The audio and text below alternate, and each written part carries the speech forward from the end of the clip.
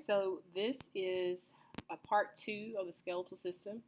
This section will consist of naming specific bones and specific features of bones, and these will be bones that you will need to know for the upcoming lab practicum. So most of you already know we have tons of bones, about 206. It can vary from person to person. Some people may have extra, maybe an extra rib or an extra um, bone in the skull, depending on how they fuse. So it varies between, but it's very close to about 206. Okay, and if we were to look at all the bones or the skeleton itself, this can be divided into what we call the axial skeleton and the appendicular skeleton. The axial skeleton consists of those that are somewhat in the center of the body, if you want to think of it that way, with those bones of the skull, middle ear, which are basically within the skull. We'll talk about what the hyoid bone is, but that's the bone that's behind the mandible that anchors the tongue. The vertebrae, thoracic cage, which are the ribs and the sternum. So all of those that are kind of towards the center of the body are considered the axial skeleton. Whereas with the appendicular skeleton, those are the appendages, arms and legs, and everything that attaches the arms and legs to the center of the body. So the pectoral girdle is responsible for attaching the arms to the center of the body, and the pelvic girdle is responsible for attaching the legs to the body. And so that is that's the appendicular skeleton, and I kind of remember that as thinking about appendicular appendages. This picture here shows what we were just talking about in that chart, just in a picture or illustration format. Those bones that are this orange-red color are part of the axial skeleton. Again, you can see that they're towards the center of the body. And then the appendicular skeleton are those that are your arms and legs, your appendages, and everything that attaches the arms and legs to the rest of the body. So the scapula, the clavicle, which are part of the pectoral girdle, and then the pelvic girdle or the hip bones help to attach the legs to the rest of the body. So they are all part of the appendicular skeleton as well. This chart, although seems to be a lot and very busy, can be extremely, extremely helpful. And so, in addition to knowing bones for this class, knowing the radius and the ulna and the humerus and the femur, you all also need to know features of bones. So, for instance, if you're looking at a femur, everyone knows that we have the head of the femur and we have the distal end of the femur, and there are projections from the femur.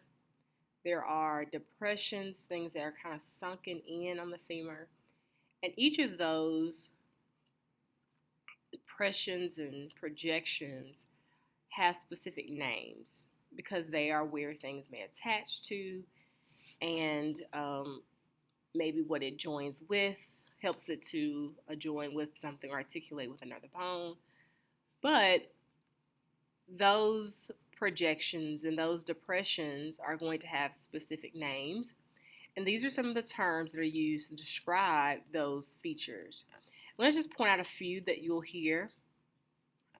For instance, condyle. Condyle is a process. A process is something that is a projection or projection, something that sticks out.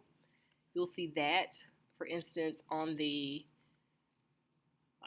femur, we have medial and lateral condyles. A crest is also a projection that kind of points out. That's like a crest. It's the shape of a crest. Um, you'll see all of these. I'm just going to point out just a few for now. A fissure is going to be a groove. Foramen is a opening or a hole. For instance, there's a foramen in the skull, at the bottom of the skull, that allows the spinal cord to exit from the brain and go into the vertebral column. I've said head a couple times already. We have like the head of the femur, the head of the humerus. I've said the word process. This is just a projection. So whenever you see the word process, that's going to be a projection. And so, again, many of these we'll see over the next few slides, but I would definitely make sure that you kind of come back to this slide, because if you know these, then you can somewhat determine whether that feature is a projection, whether it's a process.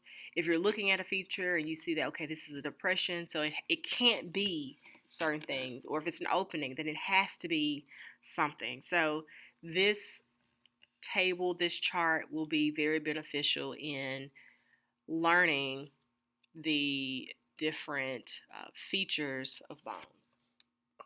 So we're going to start first with the axial skeleton. Remember, the axial skeleton are those that are towards the center of the body, like the skull, the vertebrae, the ribs, or just the thoracic cage. Okay?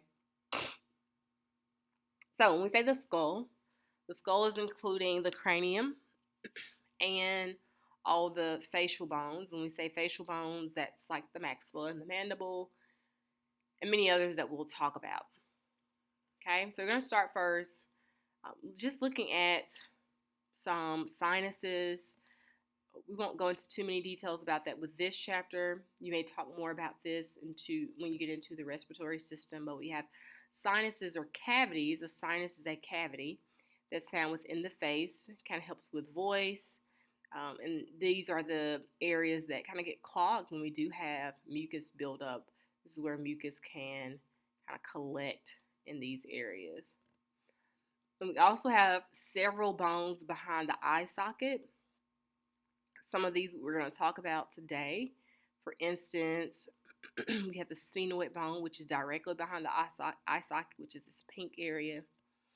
The ethmoid bone is purple. The lacrimal bone is more the tear duct area. And then the maxilla, that's one we'll definitely talk about. We'll talk about the frontal bone as well. So we're going to go ahead and move on to specific bones of the cranium. So the frontal bone, if y'all remember when we talked about different regional terms that may be helpful in this section, because remember, frontal is forehead. So the frontal bone is the forehead bone, this part that's in the very, very top. And so some of the features of the frontal bone that you will definitely need to make sure that you're able to identify. Now, not every feature on here will be asked, but I want to point out some of them as we go through it. For instance, the supraorbital foramen. Supra means above, orbital means eye, and foramen is opening. So this is the opening above the eye. And that's the supraorbital foramens that are above the eye socket there. And so in that area is going to be where we have nerves, blood vessels that are going to pass out from that area or into or to get towards the brain or away from the brain and back towards the heart. And then we have the parietal bones. So going from the frontal bone, going back, we have the parietal bones. We have two of them, one on each side of the skull. And we have a couple sutures. Now, a suture is the joint that joins two bones in the cranium. So it's not movable.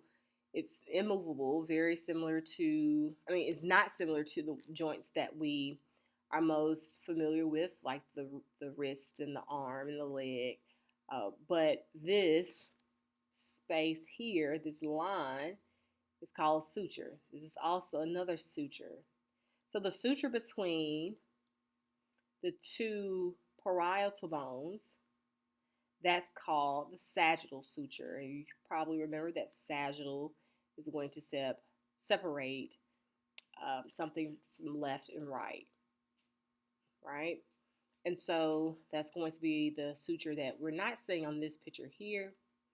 But then we have a coronal suture that's between the parietal and the frontal bone. And you may remember coronal cut or coronal plane is the same as the frontal plane that separates the anterior from the posterior. So parietal bone, you have a couple sutures. Definitely make sure you're able to identify those sutures as well. And then we have our occipital bone. Occipital, remember, is the back of the head. So this is the occipital bone here, this blue region. A couple of features to point out. Foramen magnum. Foramen, again, is an opening. Magnum means it's large, so this is the large opening here. This is where the spinal cord comes out. We also have the occipital condyles. Occipital condyles means that it's some type of projection. We have occipital condyle here, occipital condyle here, and those are going to rest on the very first cervical vertebrae. It's going to be on that very first vertebrae. And the suture that is going to be between the parietal bone and the occipital bone is called the lambdoid suture. And the lambdoid suture is right here. This is the parietal bone right there. Okay? So, we also have temporal bones. When I think about the temporal bones, I think about what we call the temple of the head. That's going to be right above the ear. And the temporal bone is going to have a couple features. The very first one is the suture. The squamous suture is the one that's between the temporal bone and the parietal bone. The other one that I think is just so interesting to even talk about is the external acoustic meatus. When we think about acoustic, you may think about sound. A meatus is an opening. External, so it's an external opening that has something to do with sound. And so it is the opening to the ear. It's right there. That's the external acoustic meatus. And then we have the mandibular fossa. Mandibular fossa is going to also be a groove for another condyle. And we have the mastoid process. The mastoid process is this bone right here. Process means it sticks out. And so that is going to be one that is going to connect to a lot of muscles that we find in the neck. Okay. And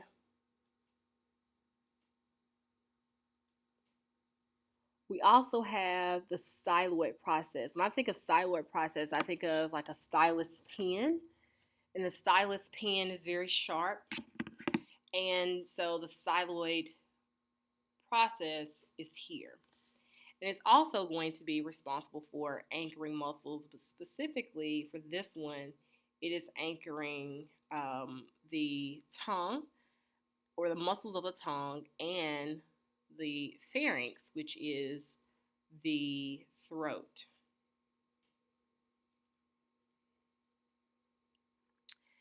Next, we have the zygomatic process. The zygomatic process of the temporal bone. Now, we're going to have another process that helps make up this arch, but the zygomatic process of the temporal bone, this is the temporal bone. The zygomatic process of the temporal bone is here.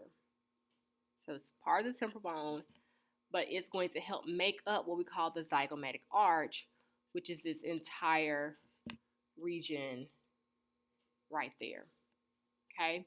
I'm going to point out as of right now, before I get too far into some other slides, but we have, if you notice, another bone called the zygomatic bone here. It has a temporal process. And those together, the temporal process and the zygomatic process, help to make up the zygomatic arch. So we have a zygomatic bone, not zygomatic bone, I'm sorry, temporal bone with a zygomatic process, the zygomatic bone with the temporal process. They together help to make up the zygomatic arch. And I don't think I explain what the mandibular fossa is, but the fossa is a groove that the mandibular condyle rests in. So the mandibular, this is what I'm referring to right now, the mandibular condyle is here, and so it sits into a groove that's part of the temporal bone. And so that's where that that fossa is. You just can't really see that groove on this picture. It may be on this one a little bit. Not sure if you can really see it much, but the mandibular fossa is this groove that's right here. And so that is what this condyle rests in. Next, we have the sphenoid bone. Now, the sphenoid bone is going to be a little bit difficult to see in some of the cranial models that we have in lab, but I do want you to know that it is going to be one of those that's towards the side of the face. That's part of it. But the inside portion from another picture that you may have seen that I've shown you earlier is kind of difficult to see. But on the side, you can find the sphenoid bone. And it's one that kind of expands along the side of the face and in the center of the face. And so we have, for instance, a feature of it called the sella tertia, and that's going to be where the pituitary gland is going to be located. We also have the ethmoid bone. Again, that's another one that is kind of hidden within the cranium. It's going to be one of those that are like in the inside here. I'm not sure if you can really see it there, but that's that's the ethmoid bone on this side. And this is going to be the area that houses what we call the cribriform plates, which is something we'll talk about a little bit more when we get into the senses. And also, it helps to help make up the septum of the nasal cavity. And it also has some other features that are somewhat difficult to see in lab, so it will be kind of difficult to ask you those. But do know, if you were to see a picture kind of like this one, where the ethmoid bone is located. It's a very, very small bone. If you can kind of look at this picture here, very, very small bone. So this is just kind of reviewing those sutures that we've talked about already. We have the coronal suture that's here, sagittal suture that's going to be separating the two parietal bones. We have our squamous suture, and we have our lambdoid suture that are going to be separating the occipital bone from the parietal bone, and the parietal bone from the temporal bone. So squamous suture here, lambdoid suture here. So moving on down to the face, the very first one, we have our maxilla. Our maxilla is going to have a couple features. The maxilla is the top jawbone, and we have what we called a couple sinuses. These are just openings within it. We have some processes as well. Some of the things I do want to point out, we have what we call an infraorbital foramen here, infraorbital foramen, and the maxilla. Also going to be an area where nerves and blood vessels can pass in and out. We have palatine bones. If you were to look on the underside of the maxilla, going backwards, we have this bone here, which is the palatine bone. Also, you can see it from this angle, but to see the entire bone, whether this is shown, is something that's quite difficult to show, like in lab, unless it's already disarticulated. But it's behind the maxilla. Now we have our zygomatic bone. I've mentioned the zygomatic bone in a previous slide, but our zygomatic bone is here, and the zygomatic bone has a temporal process, and that temporal or temporal process, along with the zygomatic process of the temporal bone, help to make up the zygomatic arch. We also have the lacrimal bones, lacrimal bones, and the lacrimal bone is going to be here within the tear duct area. It gets its name actually from the gland that helps to secrete tears. And then we have our nasal bone that we are, I'm sure, familiar with. Nasal means nose, and that's the bridge of the nose. And then we have our vomer bone. And our vomer bone is going to be, again, along that nasal cavity area. And also, so inferior, so that means below the nasal septum. Okay? So the vomer bone, see it right here, this area right there. That again, maybe it's somewhat difficult because we don't have any models that may look like this or have this type of cut. So it may be somewhat difficult to see in lab, but just check out the models to see if you can find as many as you can. Then we have our inferior nasal conchae, and if we look at where it says scroll-shaped bones, these are those there that are kind of curved in. It's on the opposite sides of the vomer bone and part of this. So the opposite sides of that. Okay? And then we have our mandible. Mandible is the lower jawbone. It has several features. Foramen, remember, is an opening. So we have mandibular foramens on the inside. These are openings here. We also have a mental foramen. Mental means chin. So a mental foramen here.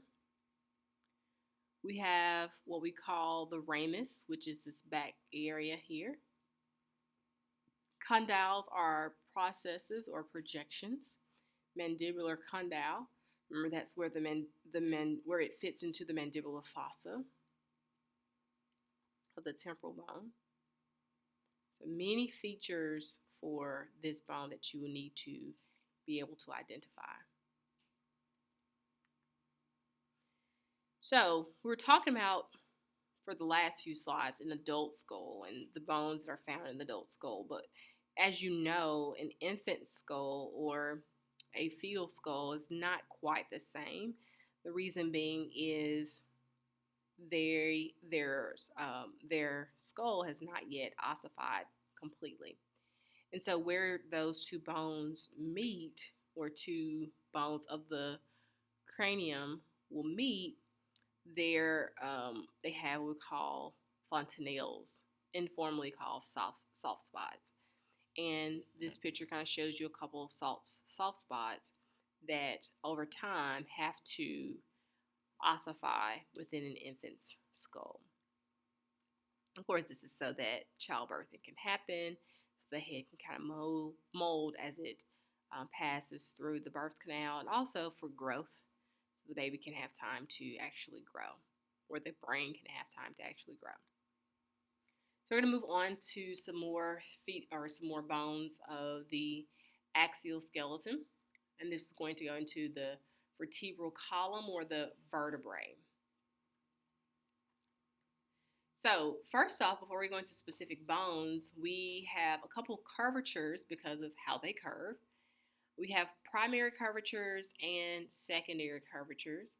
And if you notice already that the vertebral column is sectioned off into cervical, thoracic, lumbar, and sacral, and these have all to do with those anatomical regions that we've learned already. Cervical is neck, thoracic is this upper chest or back area, the middle trunk area, lumbar is lower back, and then sacral is between the hips.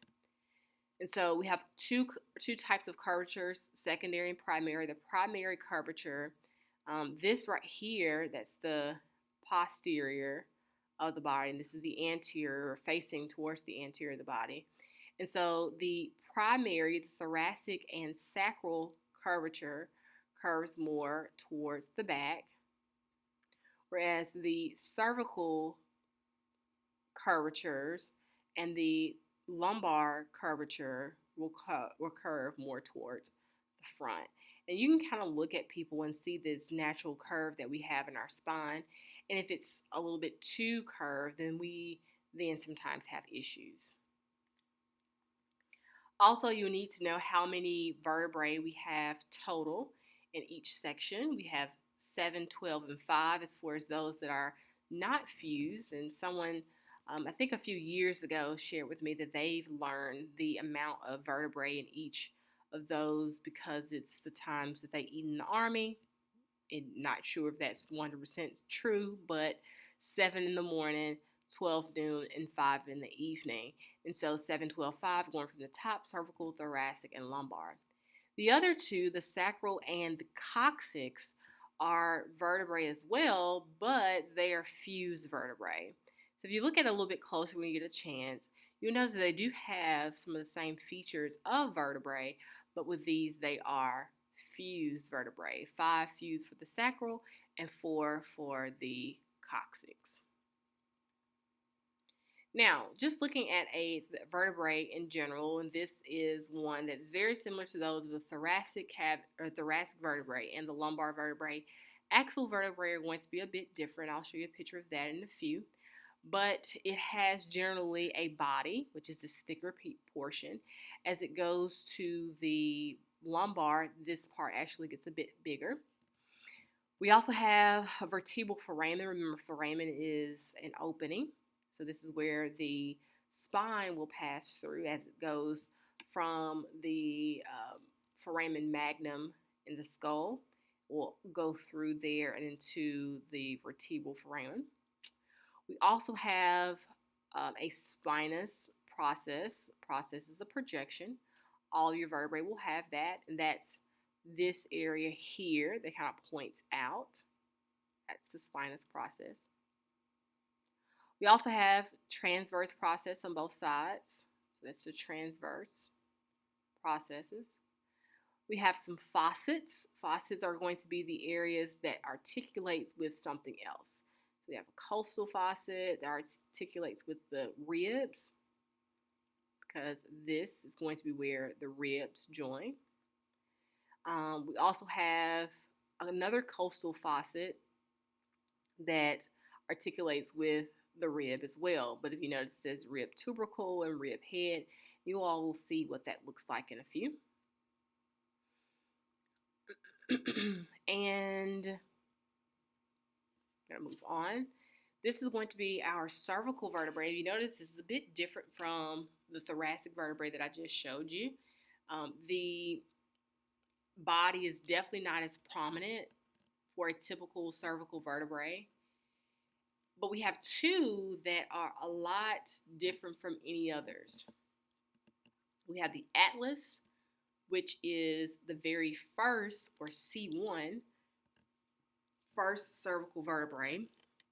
And it is going to be articulating with the occipital condyle that's on the occipital bone. Those projections that I said kind of rest on that first vertebrae, that's what these are for. The second one, or the second cervical vertebrae, C2, is called the axis. Now, the axis has something that none of the others have.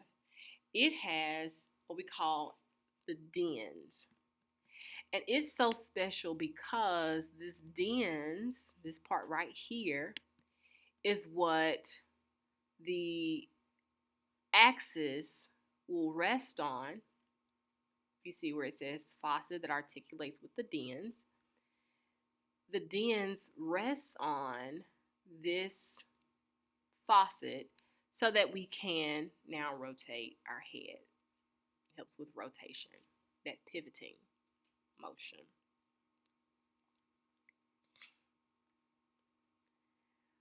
Now this picture is of a cervical vertebrae.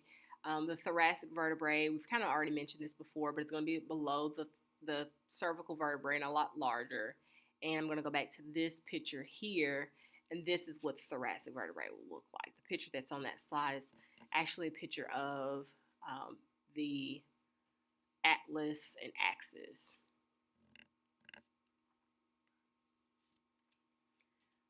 Again, we have our lumbar vertebrae, all the same features of the thoracic vertebrae. The difference is that if you notice, it does not have some of the faucets that the thoracic vertebrae has. For instance, this one has a costal faucet here for the rib head, and also a costal faucet for the rib tubercle.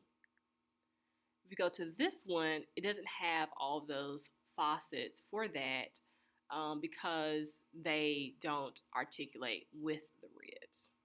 Still has the foramen, the vertebral foramen, spinous process, but it doesn't articulate. All of them will not articulate with the ribs. And then we also have the sacrum if we were to go a little bit farther down. And the sacrum, again, remember, our fused vertebrae. We have a couple features here. The sacral crest, remember, crest is a projection. And so we have that sacral crest. We have several foramen. We have anterior sacral foramen openings there, and posterior here. So those openings. Okay. We also have what we call a sacral canal there, and an asacral hiatus here. Okay. And then the end, of course, we have the coccyx, which are fused vertebrae as well. And this is going to be informally called our tailbone.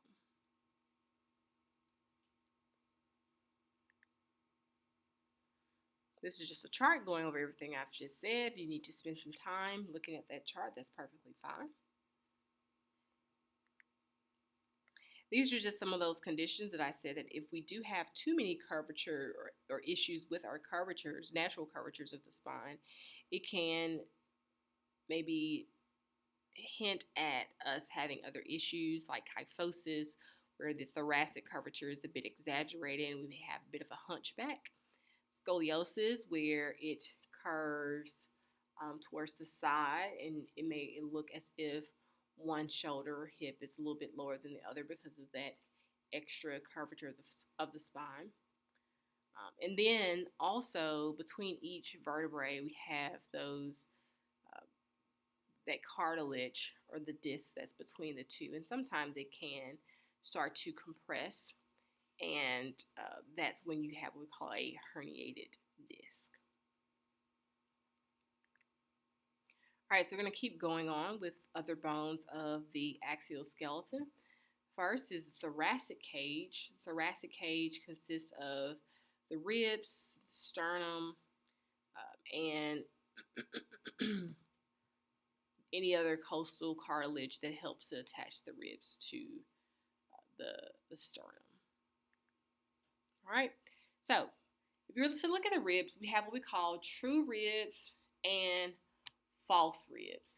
True ribs are those that connect directly to the sternum.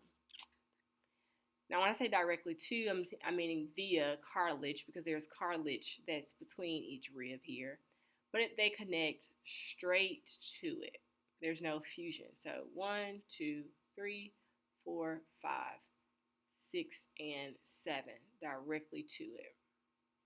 Those are the true ribs, 7 pairs.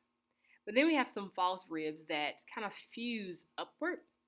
And we have 1, 2, 3. Those are 3 that are going to be fused. But then we have 2 pair of floating ribs that are under here. I'm not sure you can see both of them in this picture.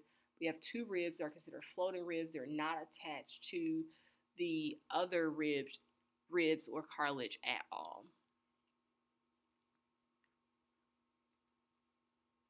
And these are those tubercles that articulate with the vertebrae, and this shows exactly how they articulate with each other, where the facet of the vertebrae articulates with the tubercle of the rib. Also, the other costal facet that articulates with the head of the rib. So there's this tubercle that articulates with the transverse process that has that facet, and then the head is going to articulate with another costal facet that's there. And this entire long part is a shaft. You'll see shaft later, but that is the part of the bone that gives it its length. We also have the sternum, and the sternum is this center breastbone area. We have 3 things that help to make it up. The manubrium is the top part. We have the body, which is the center, and the xiphoid process, which is the center or the bottom inferior part of it. And this is going to where the cartilage from those ribs will articulate with it. So that was all the axial skeleton. Now we're about to get into the appendicular skeleton. Remember, appendages, arms, legs, and anything that connect the arms and legs to the rest of the body. So, starting with the first thing that connects the arms to the rest of the body, that's going to be the pectoral girdle. When we say pectoral girdle, that's going to be our clavicle and our scapula. Clavicle was what we call our collarbone. And then our scapula is our shoulder bone here, or shoulder blades. So clavicles here, collarbone, they're going to articulate specifically with the manubrium, and then also articulate what we call the acromion process of the scapula. Okay, the acromion process of the scapula articulates with the clavicle. Looking at the scapula a little bit more detail, we have the spine of the scapula, which is here.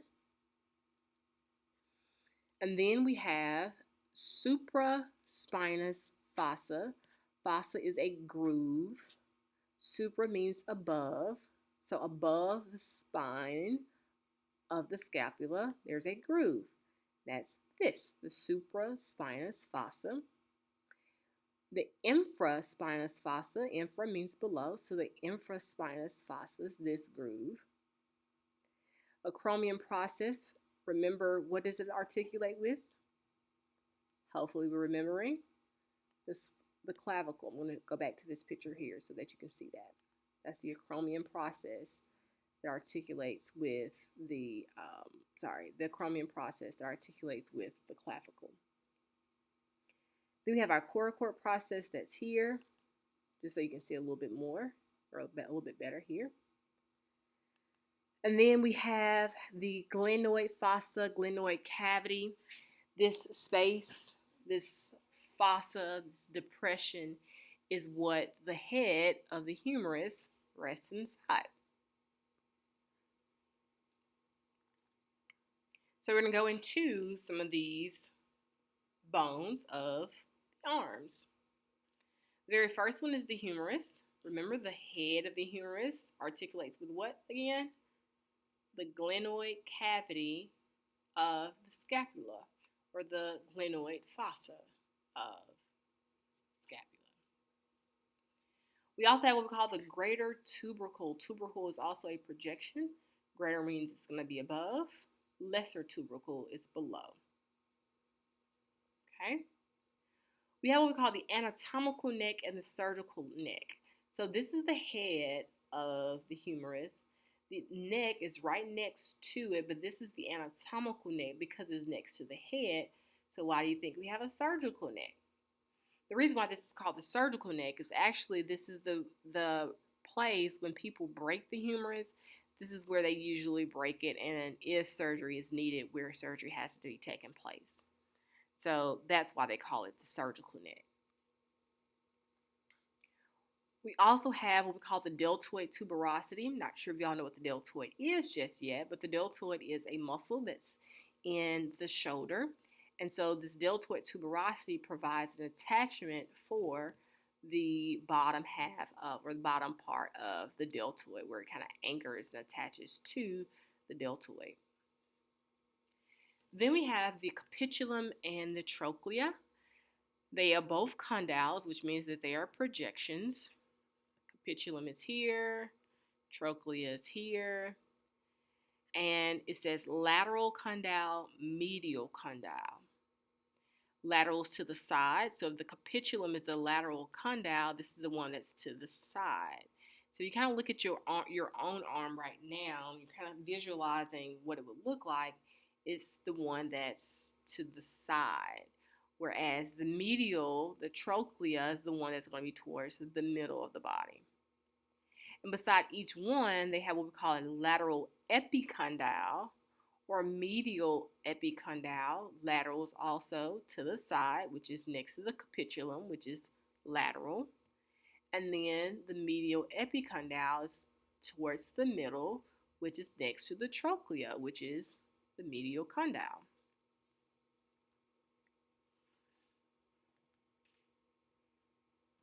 This is just another picture to show you how muscles are used, or how muscles use bones as attachment sites.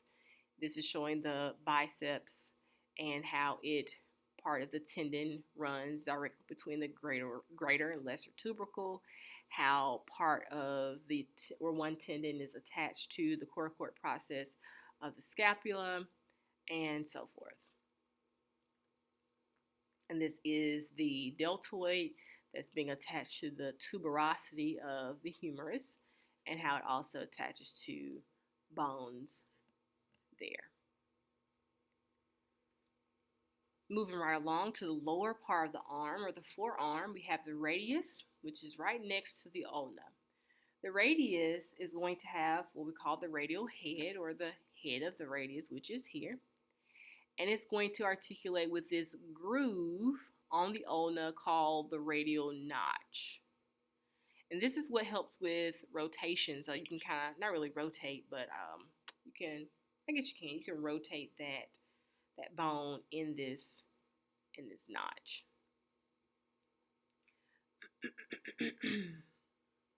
Okay.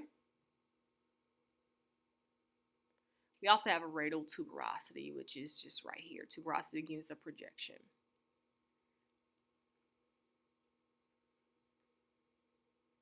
All right. The ulna. The ulna is going to have a couple features that are quite interesting. Again, it has this radial notch where the radius helps to lay in this area. We have the trochlear notch. Kind of looks like this U-shaped feature. And that's the way that I've always remembered the difference between the radius and the ulna. The ulna is going to have this kind of hook to it. So that's the ulna. And that's called the trochlear notch. It has a couple other processes. It has a styloid process that's there. Of course, it has the head of it at the distal end. I've already mentioned the trochlear notch, which is another one that's extremely important. To know the very top of it, old cranial process is here, coronoid process is going to be there. But they help to form this trochlear notch. And that trochlear notch is going to be where the humerus trochlea is going to articulate with it. And that is what allows for that hinge joint of the elbow to work. The radius sits right into this groove, and it can help us to make that elbow joint move as a hinge. And then we move to the bones of the hand.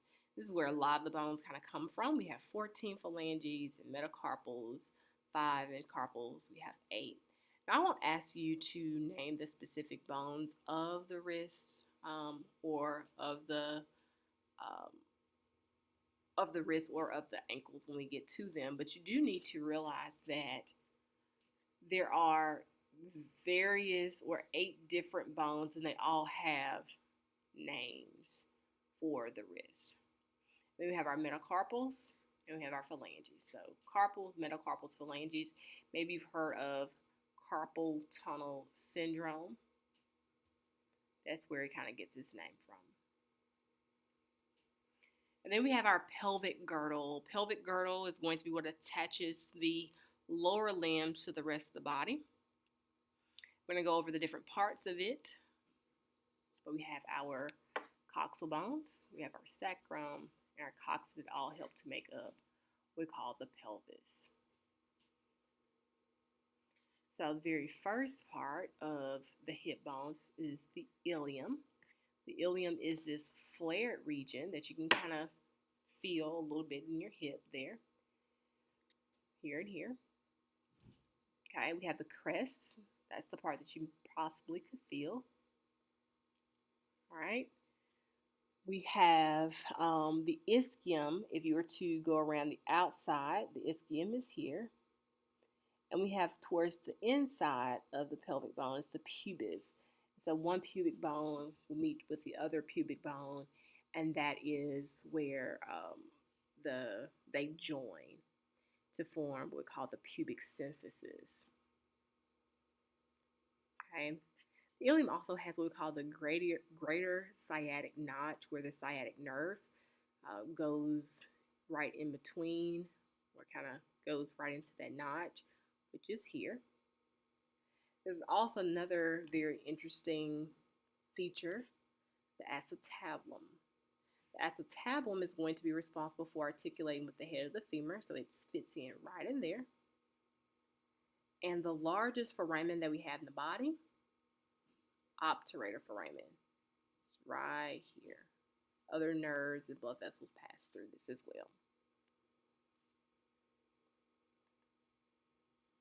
So, the pelvis kind of divided into what we call the upper pelvis and the lower pelvis. It's just showing what parts of the pelvis is included into these two.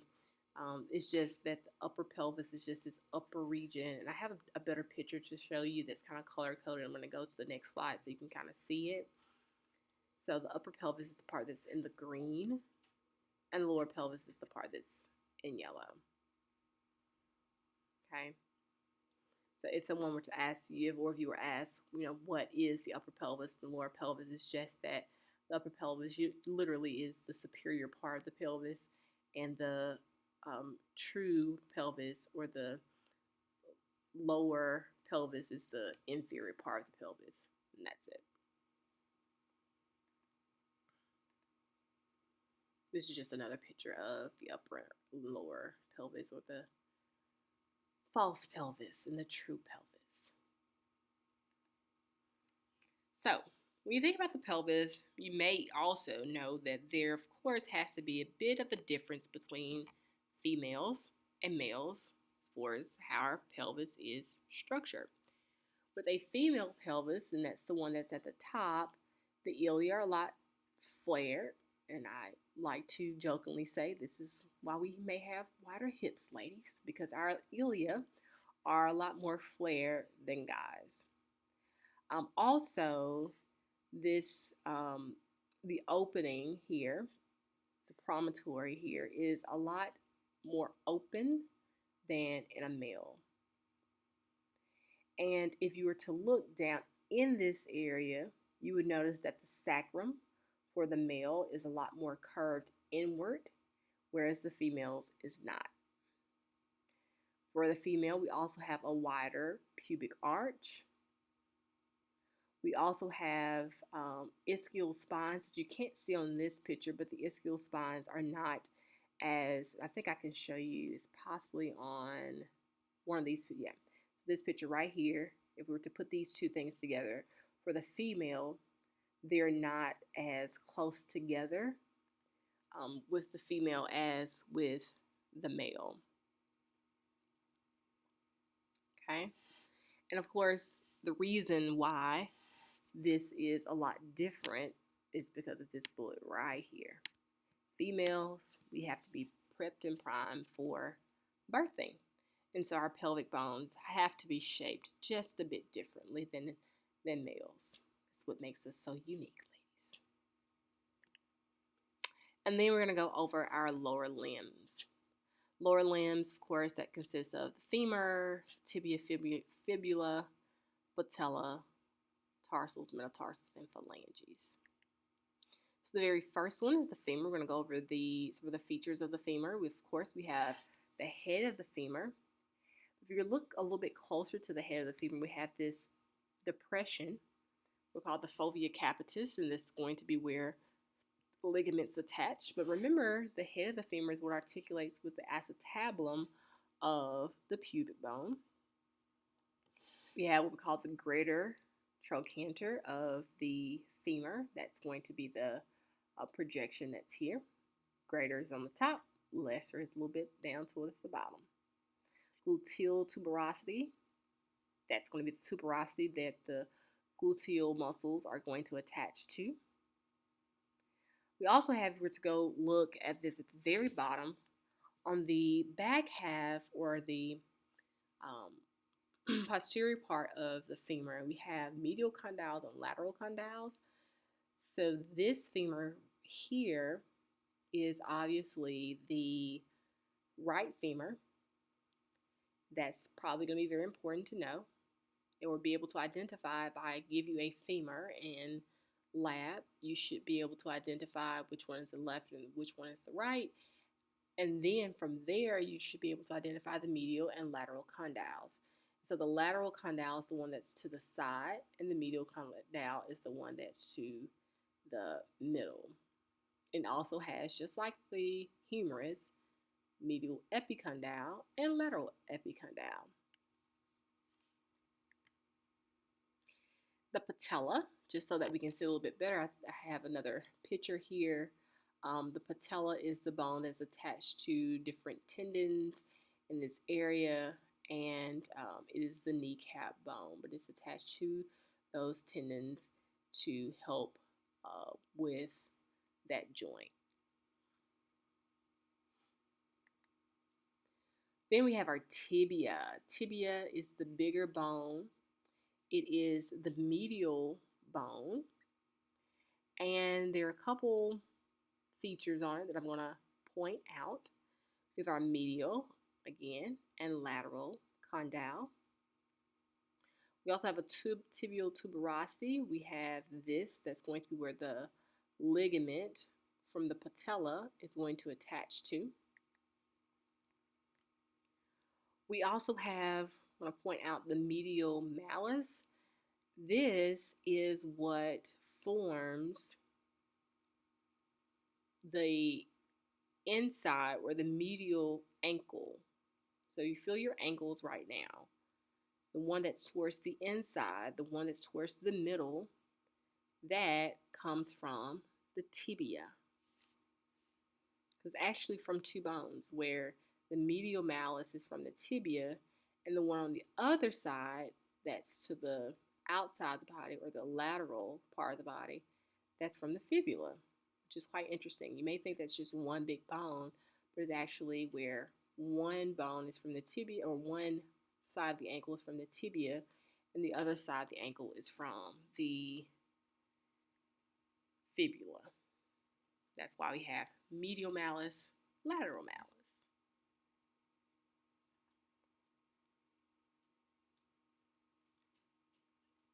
So the fibula, this is the lateral malleolus. It's going to be here, like I've mentioned. That's going to be the lateral bone. Of course, we have the head. That's there as well. As with the ankle, there are several bones of the tarsals. I won't ask you every one, but ones that I do think are quite interesting to know: the calcaneus, which is the heel bone, and then also the talus. I think there's another picture of the talus in a few I'll show you. But remember, we have meta. Meta means middle, so just like metacarpals is the middle of the hand, metatarsals is the middle of the foot, and then we have our phalanges, which are the toes. So this is that picture of that talus that I was referring to. And the talus is what's going to allow that foot to pivot up and down like it needs to. Kind of rests on the tibia kind of rests here. So as with all chapters, we kind of end with the way that the body changes as we get older, based on this specific system. As we get older, everything, like I said, with the integumentary system, it kind of just slows down. For us, it says decrease in height begins at 30. That has to do with the cartilage between the vertebrae start to compress a little bit. Also, calcium is not being absorbed as much into the bones, which means that our bones may become a little bit more brittle, more prone to fracture. A person that's in their 70s or 80s, a fall for them will be a lot more detrimental than if a person that is 20, if they had that same fall, or a teenager had that same fall. Also, for women, when around 45, 50 years old, start to go through menopause, which means that estrogen levels are going to drop, which means that we are not able to absorb calcium as needed, because estrogen helps to absorb calcium. And so since we're not producing enough estrogen, then we're not able to absorb calcium as needed. And so because of that, we have a lot of fractures or bones specifically that begin to become fractured all over. And that is the end of part 2.